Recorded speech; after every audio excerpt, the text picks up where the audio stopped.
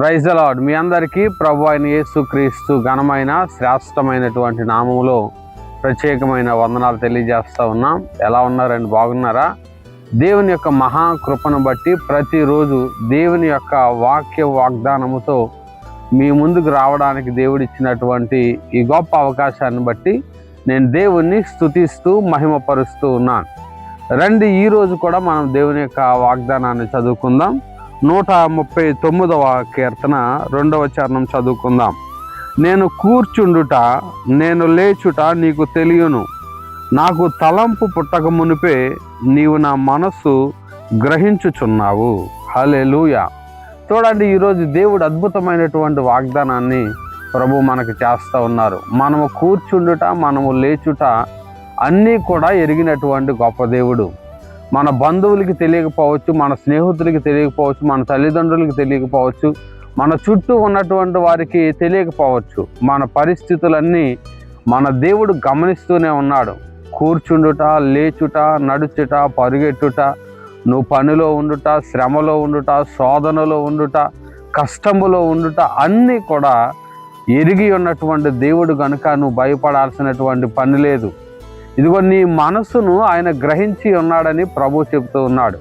నీ మనసులో ఉన్నటువంటి బాధ, నీ మనసులో ఉన్న వేదన, నువ్వు పడుతున్నటువంటి తపనన్నీ కూడా నీ దేవుడు చూస్తూ ఉన్నాడు కనుక నువ్వు భయపడొద్దు. ఏదో ఒకరోజు నీ జీవితంలో కార్యం చేస్తాడు. నీ మనసును గ్రహించుచున్నటువంటి దేవుడు నీ మనసులో ఏ ఆశ కలిగి ఉన్నావో, ఏ వేదన కలిగి ఉన్నావో, ఏ శోధనను అనుభవిస్తున్నావో, ఏ కన్నీరు కారుస్తున్నావో అన్నీ కూడా గ్రహించుచున్నటువంటి దేవుడు మన దేవుడు. అన్నీ బాగుగా ఎరిగి ఉన్నటువంటి దేవుడు కనుక నువ్వు భయపడాల్సినటువంటి పని లేదు. నీ చుట్టూ కావలిగా ఆయనే ఉండి నీకు మేలు చేయబోతూ ఉన్నాడు. నువ్వు కూర్చుండట ఆయన ఎరిగి ఉన్నాడట, నువ్వు నిలబడుట, నువ్వు పని చేయట అన్నీ కూడా తెలుసు ఆయనకి. అందుచేత నువ్వు భయపడొద్దు, దిగులు పడొద్దు. నీ జీవితంలో గొప్ప మేలు చేయడానికి నీ మనసును గ్రహిస్తూనే ఉన్నాడు. నువ్వు కారుస్తున్న కన్నీరు చూస్తూనే ఉన్నాడు. నీ మనసులో నువ్వు చెందుతున్నటువంటి ఆ వేదన అంతా కూడా ఆయన చూస్తూ ఉన్నాడు కనుక ఏదో ఒకరోజు నీ జీవితంలో, నీ కుటుంబంలో, నీ బిడ్డల జీవితంలో, వారి భవిష్యత్తులో తప్పగా మేలు చేయడానికి ప్రభు నీ దగ్గరకు దిగి రాబోతూ ఉన్నాడు.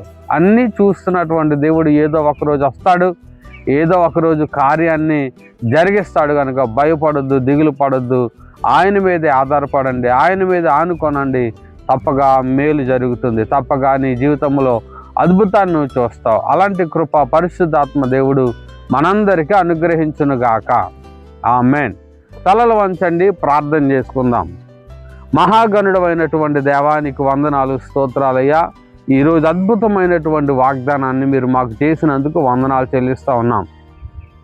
ఎంతమంది అయితే ఈ వాగ్దానాన్ని చూస్తూ ఉన్నారో, ఎంతమంది అయితే ప్రార్థనలు ఏకీభవించారో వారందరినీ ఒకసారి చూడండి. ఈరోజు అద్భుతమైన వాగ్దానము చేత నీవు కూర్చుండుట, నువ్వు నిలుచుట, నేను నీ మనసును గ్రహించి ఉన్నానని నీ వాక్యము ద్వారా ఈరోజు మాతో మాట్లాడినందుకు నీకు వందనాలు చెల్లిస్తూ ఉన్నాం. ప్రతి బిడ్డను మీరు దీవించండి, వారి ఆశ మీరు తీర్చండి.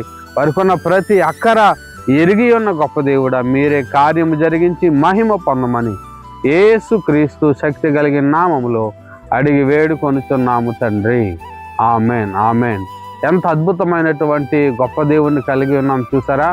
మనము కూర్చుండుట, మనము లేచుట అన్నీ కూడా బాగుగా ఎరిగి ఉన్నటువంటి దేవుడే. నీ మనసులో ఆలోచన రాక మునిపే నీ మనసంతటిని గ్రహించేటటువంటి దేవుడు మనకున్నాడు కనుక భయపడక ముందుకు సాగండి, ప్రార్థన పూర్వకంగా ముందుకు వెళ్ళండి. ప్రభు తప్పక నీ జీవితంలో మేలు చేస్తాడు. అలాంటి కృప పరిశుద్ధాత్మ దేవుడు మనందరికీ అనుగ్రహించునుగాక. ఆమెన్. God bless you.